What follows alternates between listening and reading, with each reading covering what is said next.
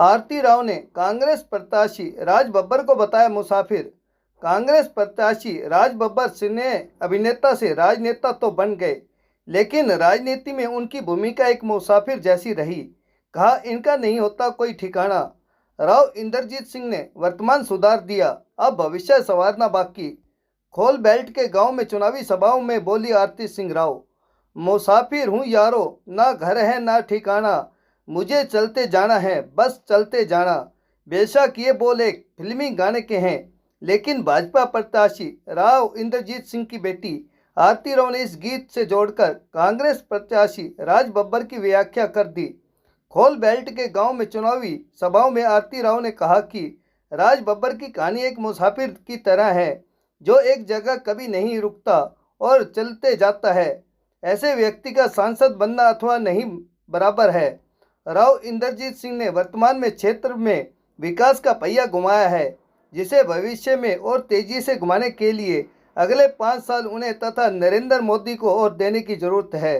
गांव में आरती राव का भव्य स्वागत किया गया तथा युवाओं की टीम ने जहां बड़ी माला से उनका स्वागत किया, वहीं भारी संख्या में आई महिलाओं ने शाल ओढ़ाकर उनके प्रति अपनी आस्था दिखाई।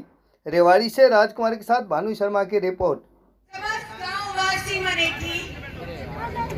टीम राव इंद्रजीत सिंह सम्मानित मंच और मनेठी की सरदारी राम राम जी, इतना भव्य स्वागत किया मेरा आप सभी का तहे दिल से शुक्रिया अदा, हाथ जोड़ के बहुत बहुत बहुत धन्यवाद। और आप सभी आज के दोपहर आज सुबह इतनी गर्मी हो रही है, फिर भी बैठे हो मेरी बात सुनने के लिए, आपका बहुत बहुत बहुत धन्यवाद।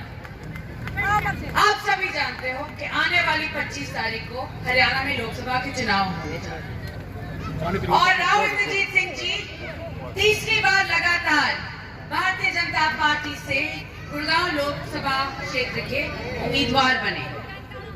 और आज मैं आपके बीच आई हूं आपसे वोटों की अपील करने। राव साहब के बारे में आप सभी को क्या बताऊं, आप सभी जानते हैं। और फिर भी 45 साल हो गए राव साहब को राजनीति में। 77 में पहला इलेक्शन लड़ा था, तो 45 साल से ऊपर हो गए। और आज भी जब ईमानदार नेताओं की किस्से कहे जाते हैं तो सबसे पहला नाम राव इंद्रजीत सिंह का आता है। अब अस्पताल की क्या कहूं, आप सब जानो हो, सपना है राव साहब का कि एक बड़ा अस्पताल हो हम सबके लिए।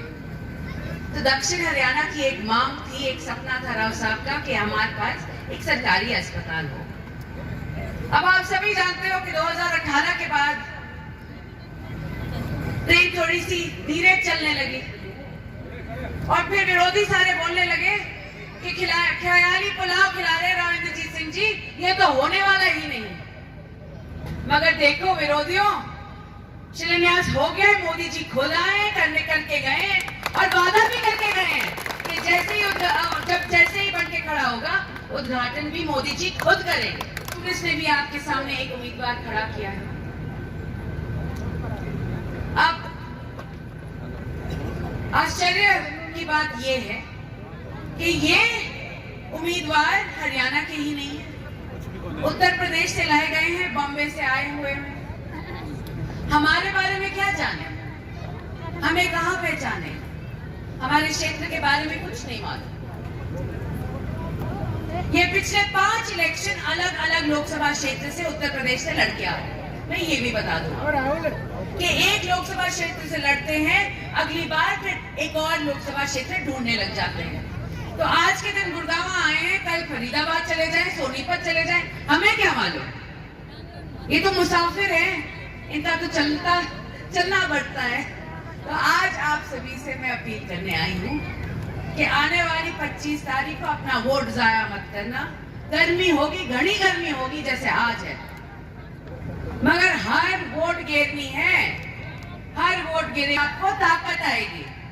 तो आने वाली 25 तारीख को कमल के फूल का बटन दबाना है, मोदी जी की सरकार लानी है और राव इंद्रजीत सिंह जी को विजयी बनाना है। ठीक है। जी एक नया शब्द दिया है, मुसाफिर है ये तो आप नया शब्द है आप। तो वही होता है ना जब लोग सभी मुझसे पूछते हैं कि आप यूँ क्यों कहते हो, मगर इनकी हिस्ट्री दिखाती है कि वो एक लोकसभा क्षेत्र के बाद दूसरा लोकसभा क्षेत्र ढूंढने लगते हैं, तो मुसाफिर ही कहूँगी मैं उनको। उन्होंने स्पष्टीकरण दिया है कि वो वहाँ पर महिला रिजर्व सीट हो गई थी, तो इसलिए वो तो आगरा की बात है, बाकियों की क्या बात है? 5 और अलग लोकसभा क्षेत्र की बात भी बताएं।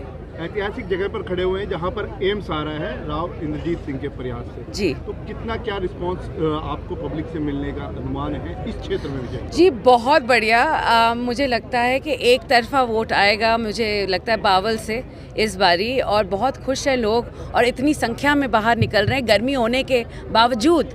तो मैं तो बहुत खुश हूँ रिस्पांस के साथ, और मुझे बिल्कुल यकीन है कि आने वाले 25 तारीख को सभी कमल के फूल का बटन दबाएंगे और राज साहब को जिताएंगे। फिल्मी जादू के आगे राज साहब का जादू कैसा रहेगा?